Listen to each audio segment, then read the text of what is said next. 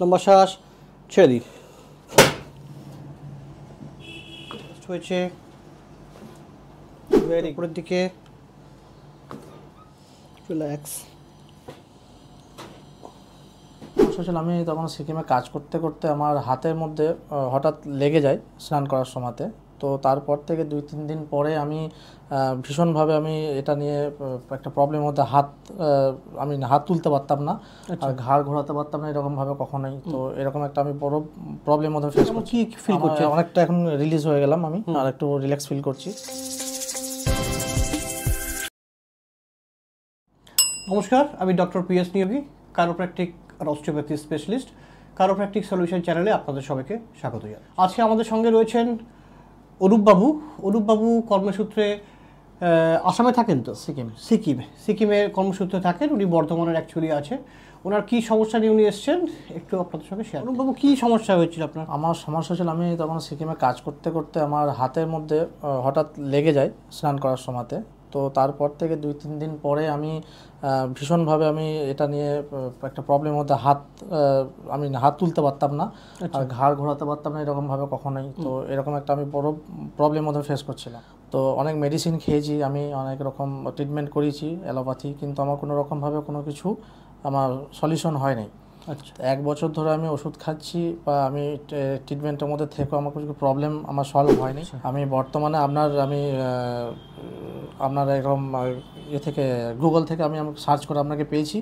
তো আমার ইন্টারেস্ট হলো যে আমি এরকম চিরোপ্র্যাকটিক টাইপের ডক্টর না দেখালে আমার হবে না। তো আমি আপনার কাছে ওই জন্য এসেছি। আপনার এটা কতদিন আগে হয়েছিল এই প্রবলেমটা? আমার হয়েছিল 1 বছর আগে হয়েছিল। 1 বছর আগে?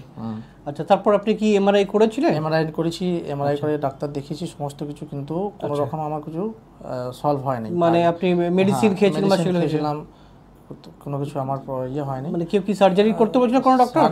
না, আমাকে সার্জারি করতে বলেনি। আচ্ছা, কিন্তু আমি অ্যালোপ্যাথি ডাক্তার দেখেছিলাম, আমাকে বলেছে সার্জারি মানাই করেছিল, যে কোনো সাকসেস হবে না ওটা। আচ্ছা, তো আমাকে এরকমভাবে ওষুধপত্র যেটা খেয়েছেন সেগুলোতে সারেনি কিছু? শুধু ব্যথা কমেছিল, কিন্তু আমার প্রবলেম সলভ হয়নি। আচ্ছা, তাহলে বন্ধুরা আমরা দেখতে পাচ্ছি উনি 1 বছর আগে স্নান করতে গিয়ে এইভাবে কিছু হাত বেকায়দা পিছনে যাওয়ার পরে ওনার ট্রিমেন্ডাস একটা পেন উনি অনুভব করেন, এবং উনি অনেক ডক্টর আগে দেখিয়েছিলেন। 1 বছর ধরে অনেক ডক্টর দেখাচ্ছেন, মেডিসিন খাচ্ছেন, কিন্তু কোনো রকম রিলিফ উনি পাচ্ছেন না। আসুন আমরা দেখি কী কী ওনার স্ট্রাকচার ইনভলভ রয়েছে। এমআরআই রিপোর্ট আমাদের কাছে রয়েছে, একটা ডিস্ক বাল্জ আছে সেখানে আমরা দেখেছি। ও আমরা একটা ডিটেলস অ্যাসেস করে কী কী মাসেল ইনভলভমেন্ট রয়েছে আর কীভাবে আমরা একটা ট্রিটমেন্ট করি আমরা দেখব। সঙ্গে থাকুন। আমরা ওনার অ্যাসেস করে দেখেছি, মেনলি ওনার আপার ট্র্যাপিজিয়াস, লিভেটেড স্ক্যাপুলি, সঙ্গে স্প্লেনিয়াস ক্যাপিটিস, এদিকে রম্বয়েডস, সিভিয়ারলি এগুলো স্ট্রেন হয়ে রয়েছে। আমরা কিছুটা রিলিজ করে নিয়ে ওনার অ্যাডজাস্ট করবো। এদিকে ঘুরিয়ে নিন।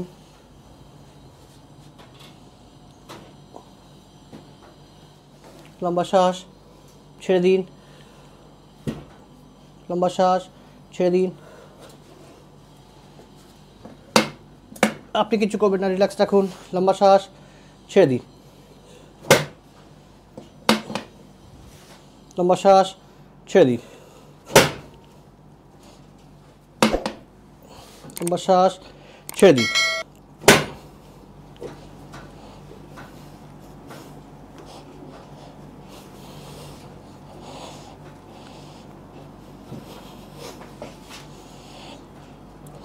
থোরাসিক স্পাইনের স্ক্রু টেকনিকে আমরা অ্যাডজাস্ট করেছি।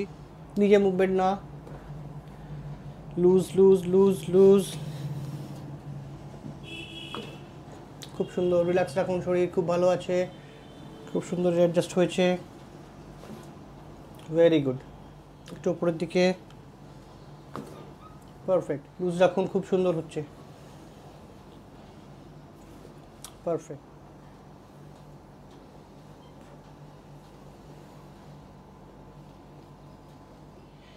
স্প্লেনিয়াস ক্যাপিটিস এগুলোর একটু স্ট্রেচ করছি, মাল্টি ডিরেকশনাল। আমরা এখন ওনার যেখানে সবচেয়ে বেশি স্ট্রেনটা রয়েছে সেই জায়গাটা আমরা মার্ক করে রেখেছি আগে। এরপরে আমরা জয়েন্ট ডিল করব। 25 মিলিমিটার নিডল দিয়ে আমরা করছি এটা। সাহেব এটা করছি, মুভ করবেন না।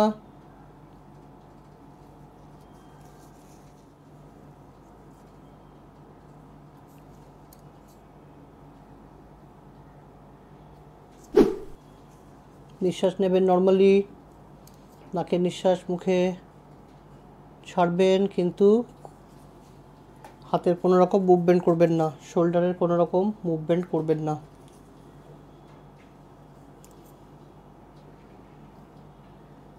খুব বেশি ব্যথা লেগেছে? ভেরি গুড, ঠিক আছে। আমরা এখন ড্রাই নিডলিং করেছি, এখন 15 থেকে 20 মিনিটস আমরা রাখবো, তারপর নিডলগুলো আমরা বের করে দেবো। আমরা ট্রিটমেন্ট করেছি, ওনার রিলিজ করেছি, ডিপ মাসেল রিলিজ করেছি, অ্যাডজাস্টমেন্ট করেছি, জয়েন্টের কাইরোপ্র্যাকটিক অ্যাডজাস্টমেন্ট, এবং ড্রাই নিডলিংও করেছি। কেমন এই ট্রিটমেন্টের পরে কেমন আছেন উনি একটু আমরা জানি। অনুপবাবু, এখন এই ট্রিটমেন্টের পরে কেমন কি ফিল করছেন? অনেকটা এখন রিলিজ হয়ে গেলাম আমি, আর একটু রিল্যাক্স ফিল করছি।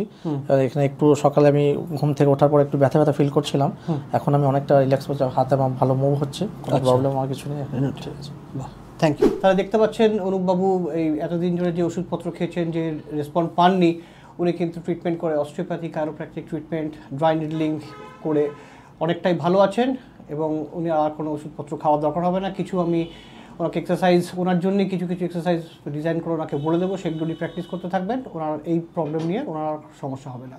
তো আপনাদের যদি নিজেদের বা কারোর ফ্যামিলির প্রিয়জনের কারোর এরকম সমস্যা থাকে, যে কোনো রকম মাস্কুলোস্কেলেটাল প্রবলেম, মাস্কুলোস্কেলেটাল মানে nerves, muscle, joint, capsule, ligament, এই ধরনের সমস্যা হয়, ব্যথা হয় বা মিসঅ্যালাইনমেন্ট হয়ে থাকে, আপনারা কিন্তু কাইরোপ্র্যাকটিক বা অস্টিওপ্যাথির ট্রিটমেন্টের জন্য যোগাযোগ করতে পারেন। স্ক্রিনে নাম্বার দেওয়া আছে, আপনারা কন্ট্যাক্ট করতে পারেন। ততক্ষণ ভালো থাকবেন, ফিট থাকবেন। Thank you.